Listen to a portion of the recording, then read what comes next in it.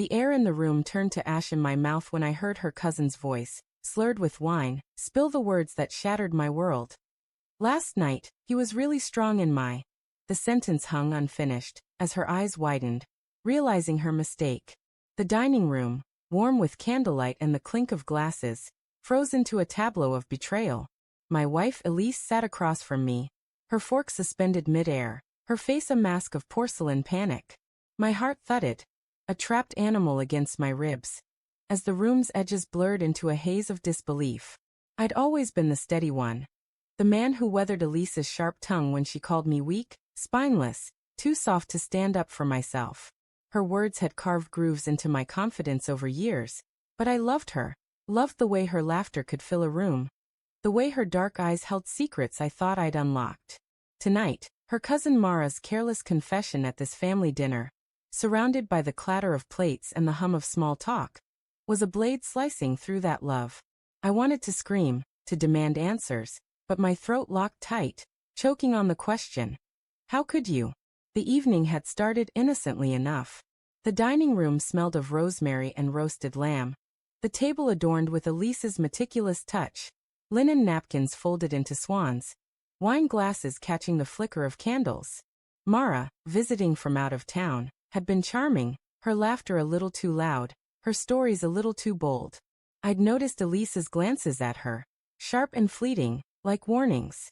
I'd brushed them off as sibling-like tension, nothing more. Now those glances felt like coded messages I'd been too blind to read. My mind raced, replaying Mara's words. Last night he was really strong. Strong in what?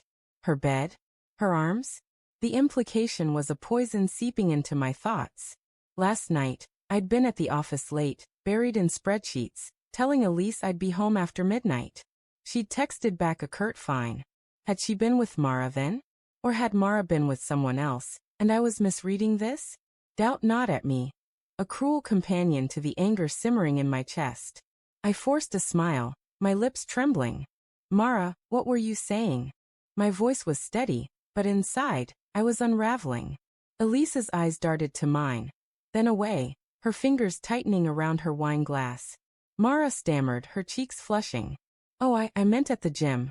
You know, he was lifting weights really strong. Her laugh was brittle, a cracked glass threatening to shatter. The gym. A lie so thin I could see through it. I hadn't been to the gym in weeks and Mara knew it. Elise knew it. The table fell silent, the other guests, uncles, aunts, distant cousins, sensing the shift but too polite to pry.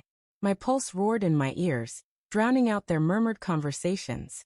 I wanted to believe Mara's excuse, to cling to the fragile hope that this was a misunderstanding.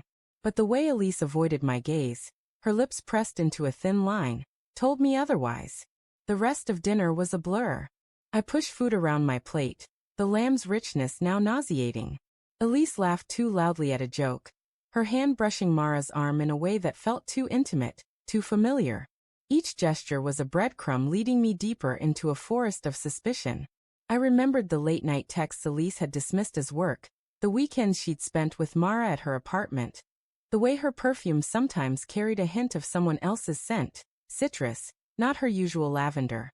Back home, in the quiet of our bedroom, the tension was a living thing, coiling between us. The bed, once a sanctuary, felt like a battlefield. Elise sat on the edge, brushing her hair, her movements mechanical. "You're quiet," she said, her voice careful, testing the waters. I stood by the window, staring at the street lamp's glow on the pavement, its light fractured by the rain that had started to fall. What did Mara mean? I asked, my voice low, barely containing the storm inside me. She paused, the brush still in her hand. "You're overthinking it, Tom." She was drunk, talking nonsense. Her tone was dismissive, but there was a tremor in it, a crack in her armor. Was she? I turned to face her, my heart pounding, because it sounded like she was talking about me, about last night, when I was at work. The words tasted bitter, each one a step closer to a truth I wasn't sure I could bear. Elise's eyes flickered with something, guilt? Fear? "You're being paranoid," she said, but her voice was too sharp, too defensive. She stood, crossing her arms, her body a wall between us. "Mara's always been a flirt. You know that. Then why did you look so scared when she said it? I stepped closer, my voice rising despite myself. The room felt smaller, the air thick with unspoken accusations. What's going on, Elise? Tell me the truth. She opened her mouth, then closed it, her gaze dropping to the floor. The silence was deafening, a confession in itself. My mind spiraled, piecing together fragments. The late nights, the secretive smiles, the way Mara's hand had lingered on Elise's at dinner. I wanted to believe it was innocent, that my wife, the woman I'd built a life with, couldn't betray me. But the evidence was stacking up. Each memory a brick in a wall I couldn't climb. I saw you, I said, the words spilling out before I could stop them. Last month at the cafe. You and Mara, holding hands under the table. I thought it was just you being close, like sisters. But it wasn't, was it? Elise's face crumpled, her defenses collapsing. Tom, she stopped, tears welling in her eyes. It's not what you think. Then what is it? I shouted, my voice breaking. Because right now, it looks like you've been lying to me, sneaking around with her, while I'm out there trying to hold us together. She sank onto the bed, her hands covering her face. I didn't mean for it to happen, she whispered. It was just moments. Stolen moments. I love you, Tom, but with Mara it's different.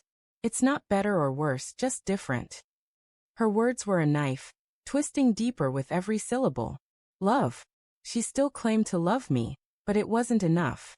The betrayal wasn't just physical. It was emotional, a theft of the trust I'd poured into her.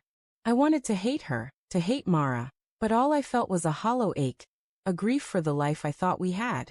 I turned away, my hands trembling. How long? I asked, my voice barely audible. 6 months, she said, her voice small, broken. I was going to tell you. I swear. 6 months. Half a year of lies, of her calling me weak while she built a secret world with someone else. The rain outside pounded harder, mirroring the chaos in my chest. I wanted to leave, to walk out into the storm and let it wash me clean. But I stood there rooted, staring at the woman I loved, now a stranger. The twist came not in her confession, but in what I did next. I didn't yell or storm out. Instead, I sat beside her, my hand hovering over hers, not quite touching. We need to talk, I said, my voice steady despite the tears burning my eyes. All of it. No more secrets. Because even in the wreckage of our trust, I couldn't let go. Not yet. The love was still there, tangled in the pain, and I needed to know if we could salvage it, or if I was strong enough to walk away.